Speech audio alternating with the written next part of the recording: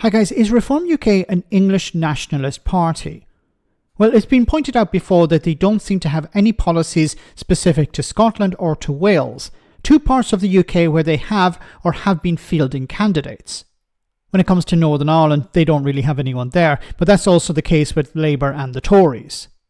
Reform also, at the time of the recording of this, as far as I know, don't have a Scottish or Welsh leader. It's all coordinated by Nigel Farage. So when Rupert Lowe, one of their MPs, appeared on the Peter McCormack podcast to speak about immigration, he demanded that people arriving in Britain should learn English. You're here illegally, you go. Yeah. Don't come here illegally. Come, if you want to come here, apply legally, and then we can decide whether you're going to add benefit to our society. And if Okay, before we continue, we have to keep explaining this point. It's not illegal to arrive in the UK and claim asylum. So Rupert is saying here, if you want to arrive in the UK, you have to arrive legally. But this would only apply if you're claiming refugee status or asylum seeker status, if you're coming from maybe Hong Kong in a very limited and specific way from Afghanistan, or if you're coming from Ukraine. Now, not everyone is coming from those countries. So how are those people supposed to claim asylum? I imagine his response is, we don't want you to claim asylum in the United Kingdom. Now, he hasn't come out and said that specifically, explicitly, but that would have to be the only thing we can take from that. He doesn't want people coming to the country illegally. But once again, it's not illegal to claim asylum if you cross the channel in a small boat. That's not illegal. You might consider it illegal, but under the law, it's not. if we don't think you are, don't come here. So, stay at home. And if you don't agree with our culture and our laws and the way we live our lives, and you don't speak our language, that's another big issue, by the way. Mm-hmm. Come here, you've got to learn English. You've got to speak English. And our hospitals should be dealing in English. All our government departments should be dealing in English and English alone. It's not up to the taxpayer to be funding translation for people who don't speak English. No. We are an English-speaking country. You come here, you speak English, you live by our laws, and you effectively respect what we are. Otherwise, go home. Okay, from a practical point of view, he's completely correct.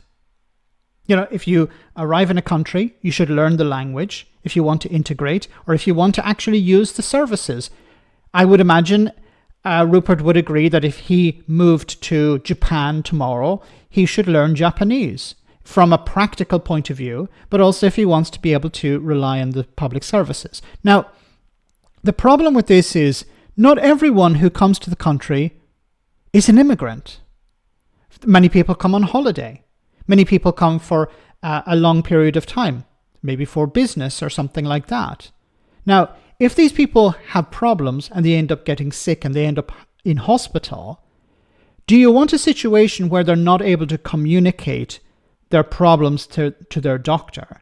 Because many people can learn a language and they can have a pretty good command of it. But to explain a complex medical condition, many people can't even explain a complex medical condition in their own language, never mind doing it in a second language. So, do you want a system that is available for people to be able to communicate correctly the problems they have in order to avoid these problems getting worse? Because remember, and we've seen this before, if people are not treated correctly the first time, these problems can become much more expensive to deal with later on. So it makes sense to invest at the beginning. Now, once again, I agree with him. If you move to a country for practical reasons, it makes sense to learn the language. But then he says English. He didn't say the language of this nation. He said English. And it can only be a practical thing. It can't be a cultural thing, because then he would be demanding people in Wales speak in English, not in Welsh. He'd be demanding the people in Northern Ireland don't speak Irish or Gaelic, or the same in Scotland. And that's not British. That's not a cultural value that you would support, I presume. People should be free to speak whatever language they want. But if they want to access public services, yes, from a practical point of view, it makes sense to learn the language. But that's not always going to be practical. It's not always going to be the situation. This is culture war stuff. This is not about practicality. This isn't about saving the government money. This is about culture war crap.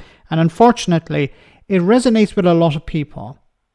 As I keep saying, like with Nigel Farage, he weaves truth and fiction together and presents it in a very easy to understand narrative.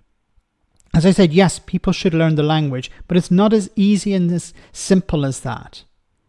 And if you want people to be treated, you need to help them. When it comes to integration as well, you want people to integrate. You want people to learn the language. So if you invest in language courses or stuff like that, then you help these people integrate. And if they integrate, they're able to be functioning members of society and they're able to contribute.